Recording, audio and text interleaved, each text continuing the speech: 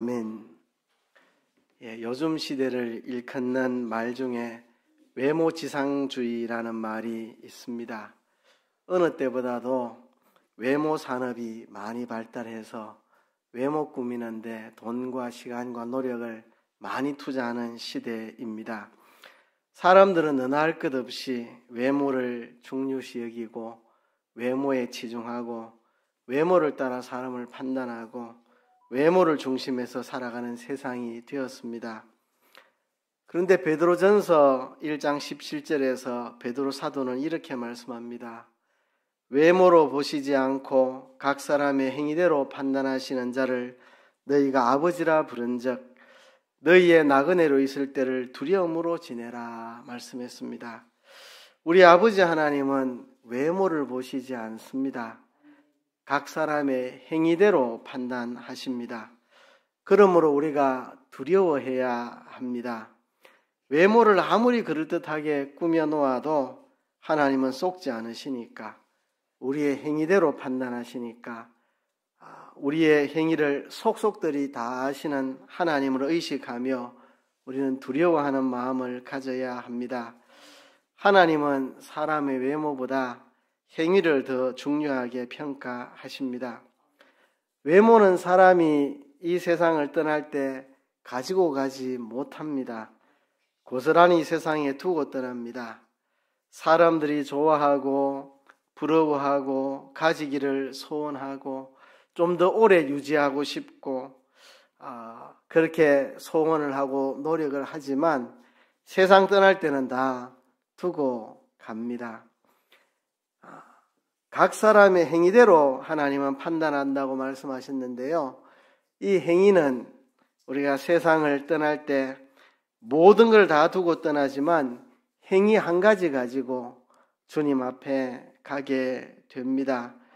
우리가 일평생 살아온 이 행위, 우리 삶의 이력, 이거 한 가지 가지고 하나님 앞에 가서 하나님 앞에 심판을 받습니다. 그래서 외모가 아무리 뛰어나도 올바른 행위를 하지 못했으면 하나님 앞에 심판을 받고 정죄를 받고, 외모가 형편없어도 하나님 기뻐하시는 선한 행위를 했다면 영원토록 칭찬받고 복된 사람이 됩니다. 그렇기 때문에 우리가 외모를 꾸미는 데 노력하는 것보다, 그것도 안 꾸미는 것보다 꾸미는 게 100번 낫죠. 외모도 볼품 없는 것보다야 볼품 있는 게 낫고, 꾸미는 게 안 꾸민 것보다 낫지만 그보다 더 좋고 귀한 것은 하나님이 인정하실 수 있는 신앙 행위를 가지는 것, 하나님이 기뻐하시는 신앙 행위를 가지는 것을 우리는 소중히 여기고 살아야 됩니다. 외모를 보시지 않고 각 사람의 행위대로 판단하시는 하나님 앞에서 우리가 두려움을 가지고 평생을 살아야 합니다. 히브리서 9장 27절에 보면 한 번 죽는 것은 사람에게 정하신 것이요 그 후에는 심판이 있으리니 그랬습니다. 우리 모두가 태어나서부터 피할 수 없는 두 가지가 있습니다. 하나는 우리 모두가 반드시 한 번 죽게 되어 있다는 사실, 또 한 가지는 죽은 후에 심판을 통과해야 된다는 사실. 그 두 가지 사실, 우리 모두에게는 죽음이 있고 죽음 너머에는 심판이 있다는 두 가지 사실, 누구도 피할 수 없는 사실입니다. 전도서 12장에 보면 하나님은 모든 행위와 모든 은밀한 일을 선악간에 심판하시리라 그랬습니다. 하나님은 우리의 모든 행위를 다 알고 계시고 그대로 행위대로 심판하신다고 말씀을 합니다. 그런데요, 우리의 모든 행위는 우리 마음에서 나오는 겁니다. 우리 마음에서 행동이 나옵니다. 행위의 출발은 마음에서 출발합니다. 그래서 오늘 읽은 본문 사무엘상 16장 7절에는 나는 사람처럼 외모를 보지 않고 중심을 본다고 말씀을 하고 있습니다. 하나님이 사무엘 선지자를 보내가지고 이새의 집에 이새의 아들 중에 하나에게 기름을 부어 왕을 세우도록 명령하셨는데 사무엘 선지자가 이새의 집에 갔더니 이새의 아들들이 있는데 맏아들을 보고 얼마나 용모와 신장이 준수하고 뛰어나고 출중했는지 바로 기름을 부으려고 했는데 하나님이 막으셨습니다. 여호와께서 사무엘에게 이르시되 그 용모와 신장을 보지 말라. 내가 이미 그를 버렸노라. 나의 보는 것은 사람과 같지 아니하니 사람은 외모를 보거니와 나 여호와는 중심을 보느니라 말씀했습니다. 하나님은 용모와 신장 곧 외모를 보시지 않고 중심을 보시는 하나님입니다. 중심은 그 사람의 심성, 그 사람의 마음을 보신다는 이야기입니다. 그 훌륭한 선지자 사무엘조차도 외모에 반해가 기름을 부을 뻔했습니다. 하나님께서 나의 보는 것은 사람과 같지 아니하다 이 말을 뒤집으면 사람은 다 외모를 중심에서 본다는 겁니다. 나의 보는 것은 사람과 같지 않다. 그 말은 하나님은 중심을 보지만 사람들은 누구나 다 외모를 보는데 익숙하고 빠르고 외모를 중심에서 살아가는 게 대부분 인생들의 삶이라는 겁니다. 외모를 보는데 익숙한 인생이라는 겁니다. 사무엘 선지자조차도 외모를 먼저 보았다고 한다면 우리야 뭐 말할 게 있겠습니까? 우리 어려서부터 외모를 중심해서 판단하고 생각하고 애쓰고 외모 꾸미는데 힘써왔던 우리들입니다. 선지자 사무엘이 그렇다면 뭐 우리는 말할 것도 없는 거죠. 그런데 예수님께서 오셔서 바리새인과 서기관들의 외식을 정말 신랄하게 책망을 하셨습니다. 이게 아주 중대한 문제입니다. 외모를 가꾸는 거, 외식에 빠지는 거, 이게 얼마나 심각한 신앙의 문제인지 모릅니다. 그래서 우리가 평생 힘을 써야 됩니다. 사람은 다 외모를 중심하는 게 인생이니까. 사무엘 선지자조차도 그런 실수를 할 뻔했으니까 우리가 평생 외모를 가꾸는 것보다 중심을 가꾸는데 전력을 기울이도록 우리가 또 생각하고 또 명심하고 또 묵상하고 또 내 자신을 돌아보고 평생 애써야 됩니다. 외모보다도 중심을 가꾸는 일에 전력을 기울이도록 우리가 평생 힘을 써야 합니다. 사무엘이 그럴진데 우리야 뭐 전부 외모 중심으로 사는 인생 아닙니까? 이거를 벗어나서 중심을 가꾸는 데 힘을 써야 됩니다. 자, 그러면 우리가 어떤 중심을 가져야 주님이 기뻐하실까? 주님은 우리의 어떤 심성을, 어떤 마음을 기뻐하실까를 생각해 봐야 될 텐데요. 다윗을 모델로 삼아서 하나님이 기뻐하시는 중심이 어떤 것인지를 생각해 보고자 합니다. 사도행전 13장 22절에 보면 다윗을 만나니 내 마음에 합한 사람이라는 말씀이 있습니다. 다윗을 만나니 내 마음에 합한 사람이라 내 뜻을 다 이루게 하리라. 다윗을 만나니 하나님의 마음에 합한 사람이더라. 다윗은 어떤 마음을 가졌길래 하나님의 마음에 합한 사람일까?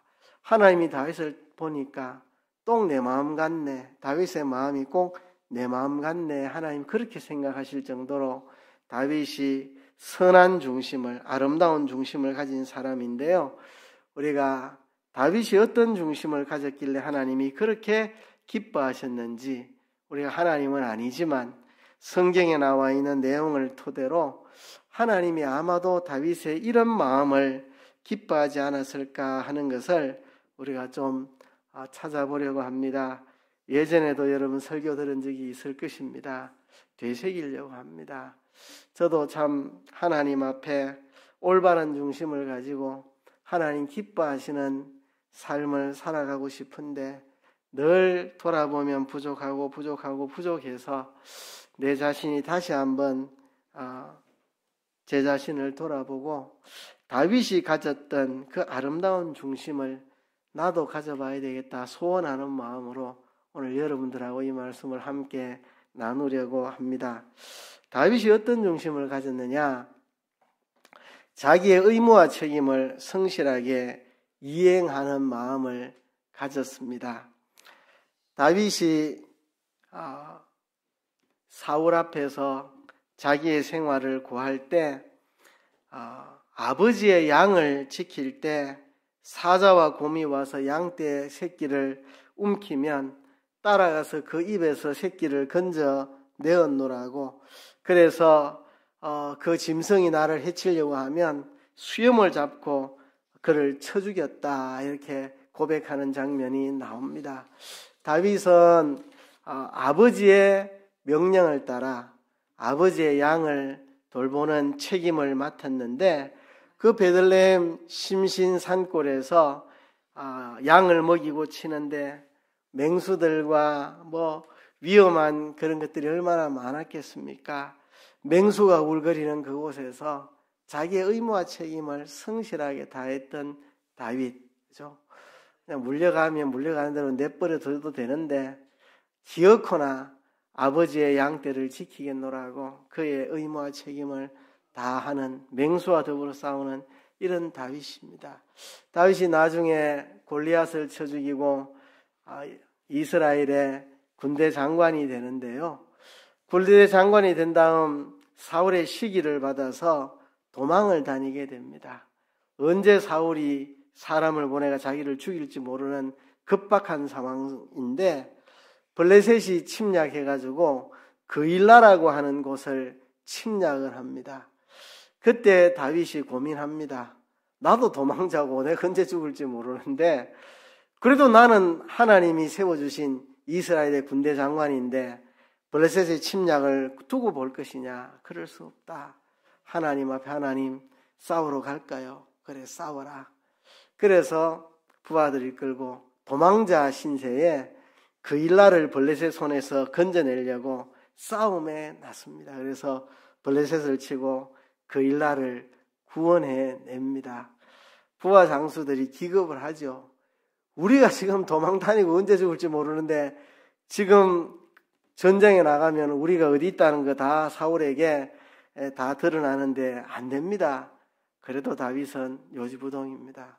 내가 이스라엘의 군대 장관인데 내 백성을 블레셋 손에서 지켜야지.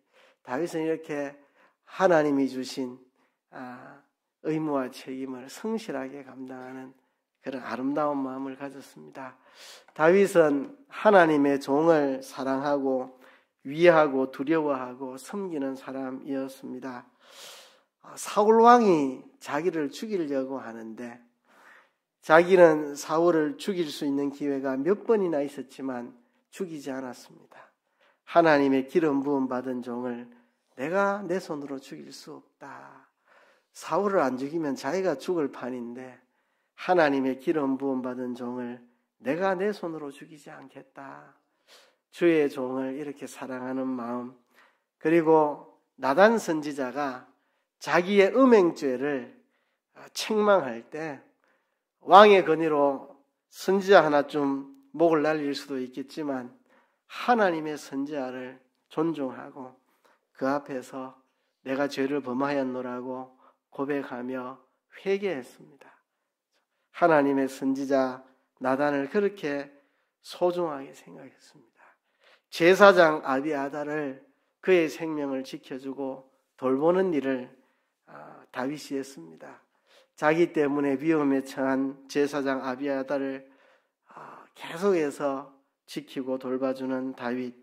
그래서 하나님의 종을 사랑하고 위하고 두려워하고 섬기는 마음을 하나님이 기뻐하시지 않았을까 생각합니다. 그리고 다윗은 하나님을 대적하고 하나님의 교회를 대적하는 불의의 세력과 더불어 싸우는 그런 사람이었습니다. 다윗은 불의를 보면 참지를 못하고 그와 더불어 싸우는 그런 사람이었습니다. 골리앗이 하나님의 이름을 모욕하고 하나님을 대적하고 이스라엘을 대적하고 모욕하고 공격할 때 다윗은 분노를 하고 참지 못하고 내가 저를 쳐 죽이겠노라고 몰맷돌 5개를 가서 하나님을 모욕하고 교회를 모욕하는 하나님의 백성 이스라엘을 모욕하는 골리앗을 쳐 죽입니다. 하나님과 교회를 대적하는 불의의 세력과 싸우는 이런 마음, 이게 하나님이 기뻐하시는 마음이었습니다. 다윗은 자기 때문에 어려움을 당하는 사람을 끝까지 책임져 주는 그런 사람이었습니다. 다윗이 사울이 자기를 죽이려 한다는 것을 알고 급하게 도망을 가는데 먹을 것이 없어서 놉 땅에 가서 제사장 아히멜렉에게 먹을 것을 구합니다. 그래서 제사장 아히멜렉이 다윗에게 먹을 것을 주고 또 다윗에게 골리앗의 그 칼을 다윗에게 주고 그렇게 합니다. 그때에 도액이라는 아주 못된 인간이 그것을 보고 사울에게 밀고를 합니다. 사울이 분노해가지고 제사장 85인을 죽여버렸습니다. 그러니까 참 사울은 제사장을 아주 우습게 여기죠. 제사장 85인을 죽여버렸습니다. 그때에 아히멜렉 제사장의 아들 아비아달이 목숨의 위협을 느끼고 도망을 오죠. 다윗에게로. 그래서 다윗이 네가 이 어려움 당하는 것은 내 때문에 당하는 것이다. 내가 너를 지켜주겠다고 아비아달 제사장을 지켜주죠. 그래서 내 때문에 어려움 당하는 사람 끝까지 내가 책임을 진다. 참 책임지는 사람 잘 없습니다. 요즘 누가 책임집니까? 책임지는 척 하다가 그냥 썩 잊어버리죠. 다윗은 자기 때문에 어려움 당하는 사람 끝까지 책임지는 마음, 아름다운 마음이죠. 다윗은 악인을 물리치고 의인을 아끼고 사랑하는 그런 사람입니다. 사울을 내가 죽였노라 하면서 사울의 목을 베어서 온 사람을 다윗은 쳐 죽였습니다. 네가 감히 기름 부음 받은 하나님의 사람에게 이렇게 했느냐, 뭐 잘했다고 이렇게 왔느냐 하고 그의 목을 뱉고 또 사울이 죽고 나서 다윗이 유다 왕이 되고 북쪽 지파들은 사울의 아들 이스보셋이 왕이 되어 있을 때 이스보셋을 죽이고 그의 머리를 잘라온 사람에 대해서 또 다윗은 그를 죽입니다. 감히 네가 기름 부음 받은 너의 주인을 그렇게 할 수 있느냐, 그렇게 다들 사울이 다윗의 원수니까 사울의 목을 베가면은 좋아하겠지. 이스보셋이 지금 다윗과는 서로 적대 관계에 있는 왕이니까 그의 목을 잘라가면 좋아하겠지 했지만 다윗은 좋아하지 않았습니다. 감히 네가 악인으로서 의인의 목을 베서 오느냐 하고 그를 죽여버렸습니다. 이게 다윗의 마음입니다. 다윗은 성 밖에 법궤가 있는 것을 안타까워하고 예루살렘 성 안으로 옮겨왔습니다. 지금 성밖 오베데돔의 타작마당에 법궤가 있는데요. 그것을 성 안으로 가지고 옮겨왔습니다. 이 법궤를 예루살렘 성 안으로 옮겨온다는 건 어떤 의미가 있겠습니까? 법궤는 그 안에 십계명이 돌판이 있으니까 하나님의 말씀을 의미하기도 하고 또 하나님이 임재하시는 곳입니다. 하나님의 임재를 뜻하기도 합니다. 그래서 하나님의 이름이 사람들에게 업신여김을 받고 그렇게 하지 않도록 하나님의 말씀이 사람들에게 업신여김을 받지 않도록 하나님의 말씀을 소중히 여기고 하나님을 소중히 여기는 마음, 그래서 이 법궤를 예루살렘 성 안으로 옮겨와서 온 이스라엘 백성들이 하나님의 말씀을 소중히 여기고 하나님을 소중히 여기도록 만들고 싶어 했던 다윗의 마음, 이것이 하나님 마음에 합한 마음이 아니었을까요? 다윗은 하나님의 영광과 권위를 위해서라면 자기는 어떤 천대와 멸시를 당하고 낮아져도 괜찮은 사람입니다. 법궤가 이제 예루살렘으로 올라올 때 다윗이 얼마나 기뻤는지 춤을 추었습니다. 춤을 추었습니다. 막 바지가 줄줄 내려오는지도 모르고 열심히 하나님 앞에 춤을 췄습니다. 그의 아내 미갈이 왕이 채통을 지키라고 뭐 하는 짓이냐고 왕이 신하들 앞에서 옷 내려오는 줄도 모르고 그렇게 경박하게 춤을 추냐고 왕이 좀 권위와 채통을 지키라고 할 때 다윗은 내가 하나님을 위해서 내가 이렇게 천하게 낮아져도 나는 괜찮다고. 다윗은 하나님의 영광과 권위를 위해서라면 자기는 얼마나 낮아지고 천해져도 괜찮은 그런 사람입니다. 고린도전서 10장 31절을 보면 먹든지 마시든지 무엇을 하든지 다 하나님의 영광을 위하여 하라 그렇게 말씀을 했습니다. 빌립보에서 바울은 내게서 그리스도만 온전히 존귀되기를 원한다 그랬습니다. 이게 다윗의 마음입니다. 하나님의 영광을 위해서라면 내가 천하게 낮아져도 아무 상관없다. 법궤가 올라올 때 그 앞에서 정말 평민처럼 기뻐 뛰놀며 춤을 추는 왕 다윗이었습니다. 다윗은 성전 건축을 소원하고 준비했습니다.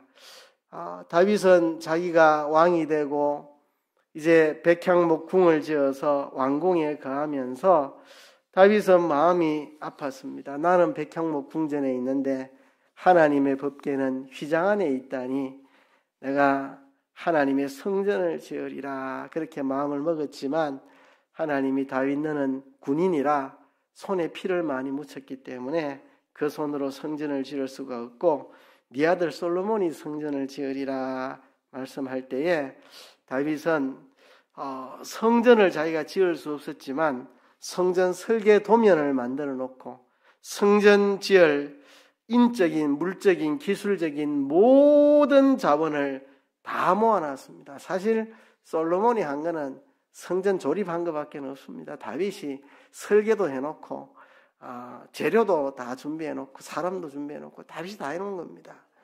다윗이 얼마나 성전 건축하기를 소원하고 자기가 짓지 못해도 다 준비해놨습니다. 다윗이 준비한 것 중에 상당 부분은 자기 사비를 털어가지고 왕의 사비를 털어서 준비한 것도 많이 있습니다. 성전 건축을 소원하고 준비했다는 것은 무슨 뜻이겠습니까? 정말 하나님이 이스라엘의 하나님으로 자정하시고 온 이스라엘 백성들이 성전을 중심으로 하나님을 높이고 하나님을 경배하고 하나님을 섬기는 그런 나라가 되기를 간절히 소원하는 마음이 바로 성전 건축을 소원하고 준비하는 것 아니겠습니까? 이런 것을 하나님이 기뻐하셨습니다. 다윗은 하나님의 은혜를 평생 잊지 않고 살았습니다. 참 사람이 출세하고 잘 되면 은혜를 잊어버리기 십상입니다. 그런데 다윗은 그렇지 않았습니다. 제가 좋아하는 성경 구절 중에 하나인데요. 사무엘하 7장 18절 다윗 왕이 여호와 앞에 들어가 앉아서 가로되 주 여호와여 나는 누구오며 내 집은 무엇이간데 나로 이에 이르게 하셨나이까. 내가 누구며 내 집이 뭔데 나를 이렇게 왕으로 삼아주시고 영원한 왕권을 약속하시고 하나님 내게 어떻게 이런 은혜를 베푸십니까? 내가 누구며 내 집이 무엇이간데 나는 과거에 베들레헴 산골에서 양치며 양똥에 구르던 목부가 아닙니까? 나 같은 것을 이렇게 왕으로 세워주시고 영원한 왕권을 약속하시고 하나님 은혜가 너무 큽니다. 감사합니다. 다윗은 하나님의 은혜를 평생 잊지 않고 살았습니다. 다윗은 하나님께 경고를 받을 때, 선지자에게 경고를 받을 때 겸손하게 자복하고 회개했습니다. 다윗이 우리아의 아내 바세바를 취하고 우리아를 죽음으로 내몰지요. 비밀로 하고 있었는데 나단 선지자가 비유를 베풀어서 다윗의 죄를 책망할 때 다윗은 그 자리에서 죄를 범하였노라고 회개하였습니다. 모두가 다 이렇게 할 수 있는 게 아닙니다. 여러분, 선지자가 책망할 때 선지자를 성전 뜰에서 돌로 쳐 죽인 사람이 있습니다. 그 왕이 누구죠? 요아스 임금님. 요아스 임금님은 아달랴라는 악녀가 그의 손자 왕손들을 다 죽일 때 대제사장 요야다가 요아스 갓난아기를 숨겨서 살려주고 그를 왕으로 세우고 아달랴를 척결해내서 아달랴가 여호야다가 은인이었는데 제사장 여호야다가 죽고 나니까 우상숭배에 빠져버렸습니다. 배은망덕한 인간이죠. 배은망덕한 인간이죠. 그런데 스가랴라는 선지자가 나타나서 그것을 책망하자 얼마나 분했는지, 내가 임금인데 왕인데 나를 책망해, 내 채통이 있고 위신이 있지 감히 나를 책망해. 성전 뜰에서 그냥 스가랴를 무참하게 돌로 쳐서 죽여버렸습니다. 그런데 다윗은 나단 선지자의 경고에 자복하고 회개하고 그렇게 했더니 참 아름다운 마음이죠. 다윗은 사울 왕의 후손을 후대했습니다. 사울 왕의 후손. 사울 왕의 후손을 후대한 것은 사울 왕이 하나님의 기름 부음 받은 왕이었고 또 그의 아들 요나단과 언약을 맺었기 때문에 그 신의와 의를 지키기 위해서 사울 왕의 후손 요나단의 아들 머비보셋을 저 멀리 꽁꽁 숨어있는 머비보셋을 찾아내서 왕궁으로 데리고 와서 왕의 식탁에 왕의 아들처럼 같이 식사를 하고 사울의 밭을 그에게 다 주고 다윗은 사울의 손자요 요나단의 아들인 머비보셋을 이렇게 왕의 자식처럼 후대를 했습니다. 두 발이 다 절뚝이는 사람인데 원래 왕궁에는 그런 사람 안 들입니다. 왕궁에는. 그러나 두 발이 절뚝인 머비보셋을 왕의 상에 날마다 앉혀서 같이 밥을 먹고 머비보셋을 후대하죠. 사울 왕의 후손을 후대하고 특히 요나단과의 신의와 의리를 지킨 다윗의 마음, 참 하나님 기뻐하실 만한 마음이죠. 다윗이 바실레의 자녀를 후대했습니다. 성경 대부분은 바르실레라고 나오는데 어떤 데는 바실레라고 이렇게 바르실레 또는 바실레라고 성경에 기록되어 있는데요. 다윗이 압살롬에게 쫓겨서 도망을 가 있을 동안에 이 바실레는 부자였는데 자신의 재산을 털어서 다윗과 그의 부하들을 먹이고 입히고 그렇게 했습니다. 다윗이 위기에 처했을 때 자기를 공개해 줬더니 바실레에게 은혜를 베풀기 위해서 이제 반란이 진압되고 돌아올 때 바실레에게 네가 나를 공개했듯이 이제 내가 너를 예루살렘으로 데리고 가서 너를 공개하겠다 할 때 바실레가 나는 80노인입니다. 지금 뭐 내가 좋고 나쁜 것을 분간하겠습니까?